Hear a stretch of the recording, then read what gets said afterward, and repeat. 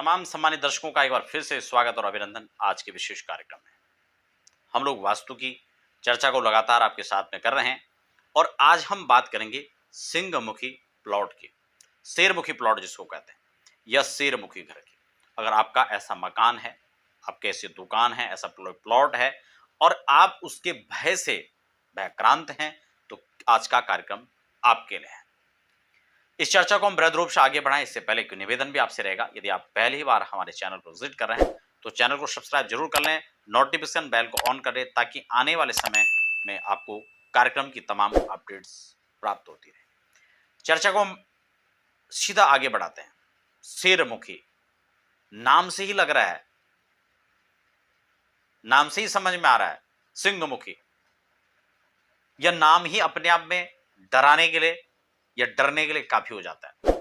लेकिन मैं आपको एक चीज स्पष्ट कर दूं कि इस शब्द से आपको बहुत ज्यादा भय खाने की आवश्यकता नहीं है। कई बार यह शेरमुखी मकान या शेरमुखी प्लॉट जिसके अनिष्टों को आप सहज ही दूर कर सकते हो, मैं आपको छोटे छोटे उपाय यहां पर बताने वाला हूं। सबसे पहले तो आप यूं समझ लीजिए कि अगर शेरमुखी आपका प्लॉट है तो आप सबसे पहले यह देखें कि उसकी दिशा क्या है, और उसके बाद अगर आपने शेरमुखी प्लॉट कोई चयन कर लिया, अच्छी लोकेशन में आप उसे खरीदना चाहते हैं, और उसके समाधान उपाय की अगर हम बात करते हैं तो सबसे पहले भूमि का परीक्षण करें कि क्या वो भूमि शुभ है या नहीं है। अच्छा, उससे पहले हम ये भी समझ लेते हैं कि जब ये शेरमुखी होगा तब इससे हानि क्या क्या हो सकती है। शेरमुखी मकान में जो लोग रहते हैं उनको प्रायकर हार्ट की प्रॉब्लम ज्यादा हो जाती है, भयानक बीमारियों से जूझना पड़ सकता है, आर्थिक संकट की स्थिति पैदा हो सकती है। इसलिए खासकर जब शेरमुखी बात आती है तो यह शब्द जो मैं आपको बता रहा हूं, ये जानकारी जो मैं आपको देने जा रहा हूं, आप इन चीजों को दिमाग में बिठा लें। प्लॉट है तो बड़ा इजीली उसका समाधान हो सकता है। अगर घर भी है, घर भी आप लेना चाहते हैं तो आप देखें उसको कौन सा उसका प्रवेश द्वार है, मुख्य द्वार कौन सा है।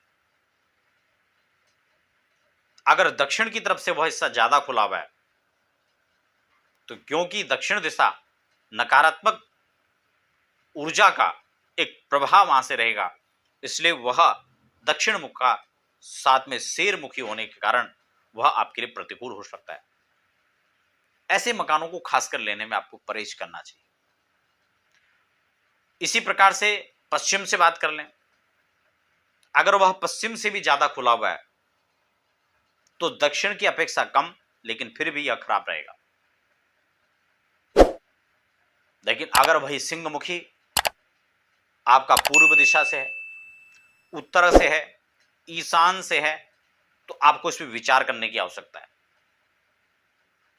इसका भूमि का परीक्षण करें और किसी एक्सपर्ट को दिखाएं कि वहां पर एग्जिट में वास्तव में वहां की एक्चुअल स्थिति क्या है। भूमि का परीक्षण आप खुद भी कर सकते हैं, बहुत ज्यादा तो नहीं, मैं एक दो सूत्र आपको बता देता हूं जो आप खुद उसकी भूमि की परीक्षा कर सकते हैं। भूमि परीक्षण के लिए आपको सबसे पहले क्या करना है, अगर प्लॉट है तो, मकान है तो फिर उसके लिए मैं आपको आगे उपाय बता रहा हूं, लेकिन अगर प्लॉट है तो आपको क्या करना है। सबसे पहले तो आप प्रयास करें कि जो शेरमुखी जहां से स्थिति उसकी बन रही है उसको हमें उसका उपाय करना चाहिए। भूमि के परीक्षण की बात आती है, आप उसको प्लॉट को गुनिया कर लें। भूमि परीक्षण में अगर आप सवा हाथ अपने हाथ से, जो आपके हाथ की, मान लो कि आपका जो हाथ है जो आप उसको नाप लें, या लगभग अंदाजे से आपके सवा हाथ, आपके हाथ से आप एक चकोर गड्ढा खोद लें, यानी चारों तरफ से लंबाई चौड़ाई आप समान रूप से अपने हाथ से सवा हाथ रखें और उसकी गहराई भी लगभग सवा हाथ कर लें या 1.5 हाथ कर लें। अब वहां से आप मिट्टी निकालकर बाहर फेंक लें। बड़ा ध्यान से समझें, सवा हाथ का चकोर गड्ढा और लगभग सवा हाथ आप इसको गड्ढा खोद लें, उसकी मिट्टी को बाहर निकाल लें और पुनः उस मिट्टी को आप उसमें भरें। अगर यह मिट्टी लगभग पूरे रूप से भर करके और कुछ मिट्टी बच जाती है, तो यह सिंहमुखी प्लाट भी आपके लिए शुभकारी और मंगलकारी हो सकता है, क्योंकि भूमि अच्छी है। इसलिए भूमि का परीक्षण इसमें मुख्य है। भूमि अगर अच्छी है तो आपके लिए अच्छा सिद्ध हो सकता है, अच्छा शुभ और मंगलकारी हो सकता है। अगर मिट्टी भर करके वह मिट्टी भर गई और मिट्टी बचा नहीं, लेकिन गड्ढा पूरा भर गया, तो यह मध्यम हो सकता है।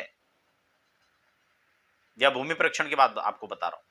और अगर वह गड्ढा भरने के बाद मिट्टी खत्म हो गई और गड्ढा पूरा नहीं भरा, तो ऐसी भूमि लेने से आपको बचना चाहिए। एक परीक्षण का तरीका आपको बता दिया।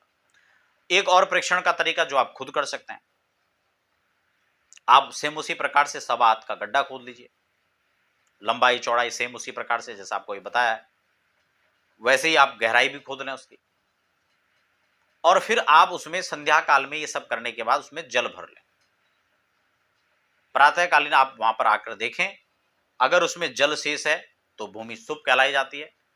अगर उसमें जल खत्म हो गया लेकिन उसमें नमी है तो मध्यम, और अगर जल खत्म हो गया, सूख चुका है और उस जमीन पर, उस गड्ढे में दरारें पड़ी हुई है, तो ऐसे जमीन को लेने से बचना चाहिए, वो बहुत शुभ नहीं कहा जाता है।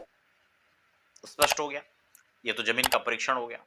दक्षिण मुखी खासकर हो तो बिल्कुल अवॉइड करने का प्रयास करना चाहिए। अगर है तो किसी अच्छे एक्सपर्ट को दिखाएं और फिर वहां पर सलाह लेकर के फिर आगे बढ़े, उसका नक्शा उस हिसाब से बनाएं, ताकि एक एक चीजों पर उसका परिहार हो सके। क्योंकि किसी भी समस्या का, किसी भी दोष का कैंसिलेशन अगर हो रहा है तो आप उसको उस हिसाब से आगे बढ़ सकते हैं।